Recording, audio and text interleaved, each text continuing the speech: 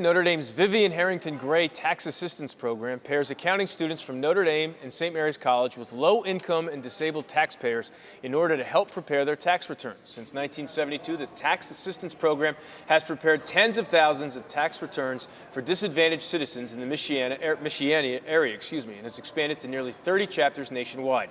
Joining us today is the founder of the Tax Assistance Program, Ken Milani, as well as one of his student tax preparers, Nick Jeffers. So, guys, welcome to Notre Dame Day, and Thanks. Tax Day just about a week ago, a little less than a week ago. Have you been able to catch up on any sleep since then? A little then? bit, yeah. A little bit. Yeah.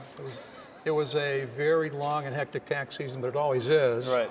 What added to it this year was the fact that we had some mixed signals coming from Washington on the Affordable Care Act. Right. And then they finally got that straightened out for us. Well, we had a holiday mixed in there, so you got an extra, 24, 36 hours to deal with, Yeah, right? we did. Okay. Yeah, we handled that pretty well.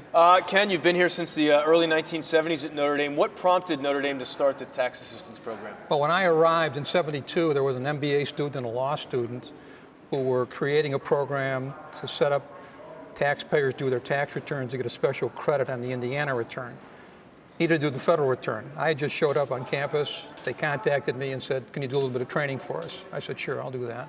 Long story short, we did the first year, we did maybe 45, maybe 50 returns. These guys graduated. So he said, well, let's do it again. And we did it again. And as you know, being a Notre Damer, after 3 years, it becomes a Notre Dame tradition. Right. So here we are 45 years later, still doing it, yeah.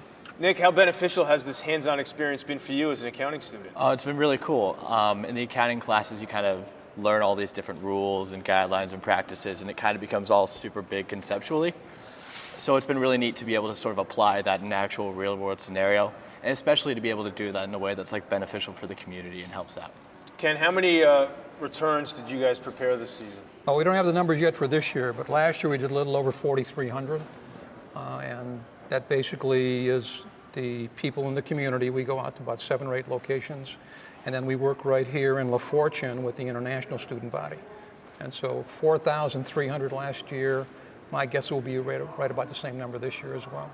Now, Nick, I barely have enough time to get my stuff ready for someone else to do my taxes. How did you and your colleagues, how many fellow students do you think did it with you, and how did you find the time to do all these returns? Yeah, there are 110 students between Notre Dame and St. Mary's that participated in the program.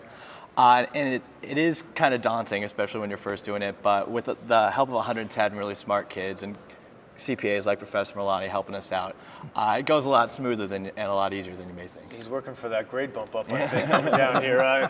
Ken, we got to get some advice from you. You know, Okay. we got to bend your ear, but what advice do you have for our viewers out there as they get ready, they put 2017 to bed and look ahead to 2018? Well, what you got to do basically is document.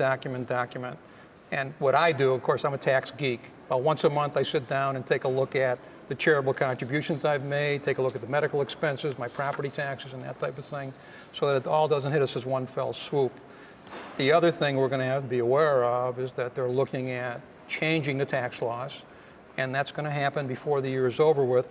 Now, the question is, will it be retroactive or will it kick in on January 1st? Nobody knows the answer to that one yet. Nick, one last one for you, because you mentioned, there's certain guidelines for the people who Notre Dame is helping, and you mentioned it's, some people in the community who probably need the help. How satisfying or rewarding was that to help some people, get some money back who desperately can use it?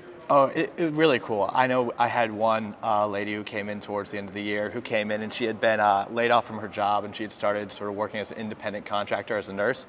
And she came in with she basically just dumped her life and receipts out onto the table. And it was pretty daunting at first. And it was, my partner and I had never done a Schedule C for all the business income before. But by the end of the hour and 15 minutes or so working with her, she just had this big sigh of relief that we had figured all this out for her.